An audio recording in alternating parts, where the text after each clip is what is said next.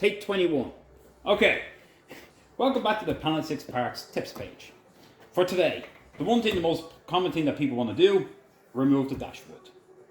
People want to remove it for whatever reason, whether it's to put a new one on, refurnish it, whatever the reason may be, but there's something you like to do and always ask me how to do it. So, this is going to be a two-part video on how to remove the dashboard. The first part one of this, is going to be what we're actually going to do to remove it, and then part two, I'm physically going to remove this dashboard on the 74, and you're going to be with me step by step as I do it. Okay, let's get cracking. First thing we want to do, in order to remove we're going to start by removing our two main gauges. Here we have a speedo. Here's what the rear looks like. So, first thing to do is we're going to reach your hand up and we're going to look for these threaded bars. On the back of them we'll find our nuts. We're going to unscrew them. When we unscrew them, on each one you'll find one earth. It could be on either one, doesn't make a difference, and that grounds out the unit. I'm going to slip that off. I'm going to slip off the clamp that physically holds the unit to the back of the dash. Once we get them two off, we have 4 wires to connect with our bulbs. 1, 2, 3, 4. These just pop out, so we grab them. We're going to get them a good squeeze.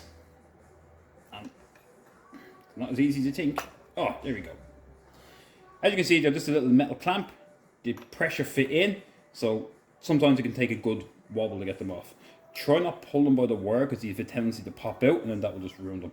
Try to keep your hand on the actual metal. Otherwise, I've done it myself. I've broken them by slipping and pulling the wire, and it just simply pulls out. Once that's done, the next thing we can do is, in this case, remove the 4 spade connectors. We're also going to remove the main cables, so unscrew it on both of them.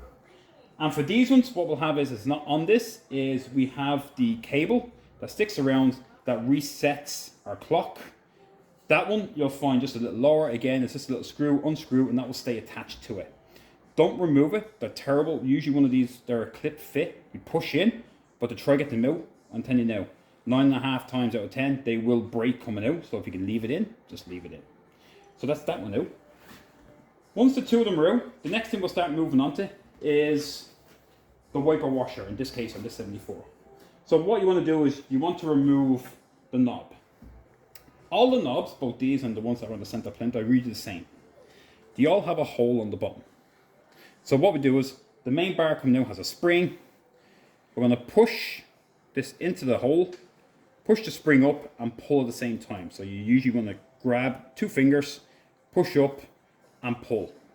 If for some reason or whatever you're replacing all the knobs, well then if it doesn't come off easy, just break it off. Don't waste so much time. But they all come off the same way. Once that is removed, the next thing we can do is actually remove the bezel that actually holds this on.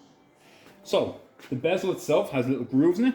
I like to use one of these tools, available at Tr6. You can use that for. Reach over, slide it in until it sits into the groove, and simply twist. It unscrews. That will allow that unit simply to push in. That's out of the way. The next piece we'll look at is the light switch. Now, once the 2 gauges are off, it's a lot easier to see. That's what makes life easier. Here's a light switch. Simple. Usually has 3 spade connectors at the back. This one only has 2 because it's broken. However, what we'll look for, it may have one of these. This is a little piece of plastic or a tab that holds it in to stop it from coming forward. In order to remove this, we just have to find something, flathead screw or anything, push into the sides and press outwards. As you can see, this unit, I'm going to take it off, I'm going to show you.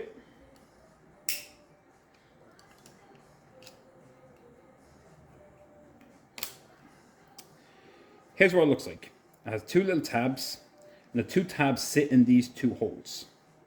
So once you expand it out, it will slide off. Because if you don't realize it and you pull it really hard, these tabs will break, and then once you hear that breaking sound, we know what that's like. Panic sets in. What have I broken? So just be mindful of that.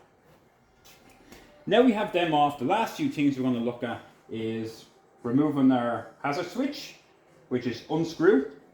Simply unscrew it. The bulb has come out with this one, but if not, just pop it out. That can stay there then. And then finally the last one is our illuminations. So for the hazards, the wash. If you can't pick them out by hand, if you have a little tool for popping these out, or even a flathead screwdriver, just in behind, you should pop out easy enough. In this case, the bulb is popped in, but if not, just push the bulb in. just remove all these. These don't have to necessarily come off, but they're coming off anyway. So I'll just remove all these. Now that we've removed that far, so we have light switch off, we have our washer switch off, we have our 2 main gauges off. Once that's done, what we can actually do then is actually physically remove the dashboard. So there is 5 screws that hold it in. Once you remove all these, which are Phillips screwdrivers, or stars some call it, we can actually then undo them and physically pull the dash out.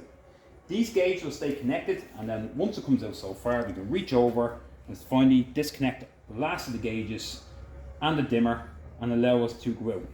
Sorry, I did almost forget one thing. Glove box. The glove box holder that comes down, that needs to be removed. So either you can do it on the door itself, or you can do it on the back plate, the metal plate, either or.